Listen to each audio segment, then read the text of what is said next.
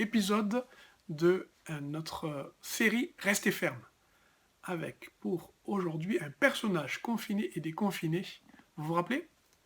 Les traits de ce personnage, les traits de son histoire, et enfin, et surtout, une mise en pratique pour rester ferme. Notre personnage biblique est une femme. Il s'agit de Anne. Premier livre de Samuel au chapitre 1er. Vous retrouverez la maman de Samuel, le prophète qui a tant d'importance pour l'histoire d'Israël. Anne est en opposition, en duel avec Pénina, la seconde épouse d'Elkana, son mari. Qui est béni dans cette histoire? Pénina a des enfants, elle n'en a pas. C'est vite vu, à comparer, on sent bien et on comprend bien que l'une est bénie et l'autre pas. Pourtant, il y a une bénédiction en gestation. Elle va bientôt apparaître dans le récit, mais Anne ne le sait pas. Est-ce que vous savez que vous pouvez être béni et vous ne le savez pas, au travers même de vos impossibilités et de vos incapacités? Alors ne restez pas confinés, mais laissez Dieu vous sortir de là. Deuxième chose qu'on peut dire, c'est que souvent, dans les récits bibliques et avec les personnages bibliques, on se rend compte que la grande histoire de Dieu peut entrer dans la petite histoire de l'homme et que la petite histoire de l'homme peut aussi s'intégrer à la grande histoire de Dieu. Les petits H et les grands H peuvent se mettre ensemble. C'est exactement l'idée de ce récit. D'ailleurs, Dieu a souvent utilisé des femmes stériles pour justement montrer que l'histoire que lui écrivait, que le plan qu'il était en train de mettre en place, s'accomplissait au travers de nos petites histoires d'hommes, à travers de sa grande histoire de Dieu.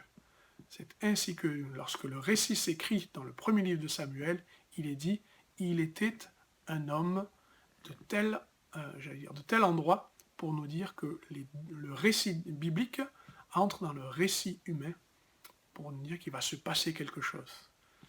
Découvrez encore dans votre vie que Dieu est capable de vous faire vivre son histoire comme Anne va vivre l'histoire de Dieu.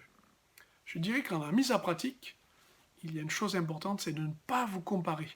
La bénédiction de l'un n'est pas la bénédiction de l'autre. Chacun a une gestation différente.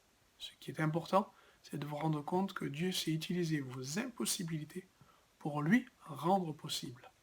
Samuel va effectivement naître au travers d'une prière souffrante, les dents serrées, ivre de douleur, mais dans le secret, elle va s'adresser dans une prière avec un homme qui n'a ni discernement et qui est pourtant sacrificateur et qui par une parole va donner l'occasion de mettre Dieu en action, puisque la chose promise, la venue d'un enfant, sera accordée et Samuel sera donné. Donc ne comparez pas vos bénédictions, Dieu prépare pour chacun et met en gestation la bénédiction de chacun. Le plan est pour chacun. Deuxième chose à retenir, c'est que Anne n'a jamais gardé la bénédiction pour elle-même, elle n'en a jamais été la propriétaire, elle l'a toujours rendue à Dieu. Lorsqu'elle a fait la prière de recevoir Samuel, elle a dit qu'elle lui rendrait et lui confierait. Votre bénédiction est celle qui se prépare, n'est pas seulement pour vous-même, et pas simplement pour vous combler, mais pour combler l'histoire qui manque au salut qui vient. Pour que Christ soit connu, il faut effectivement que votre bénédiction soit celle de votre consécration. Anne a su gérer la façon de rendre à Dieu ce qui lui revient. Elle a eu l'enfant, elle a sevré l'enfant, elle a donné l'enfant au temple, et elle l'a habillé et pourvu à ses besoins tout le long de la croissance et du développement de Samuel. Votre bénédiction, c'est non seulement de voir qu'elle est en gestation, mais de veiller. Je dirais enfin, dernière proposition, de mise en pratique, c'est de vérifier et de gérer vos émotions, qu'elles ne vous trahissent pas. Anne a su les exprimer sans pour autant se perdre.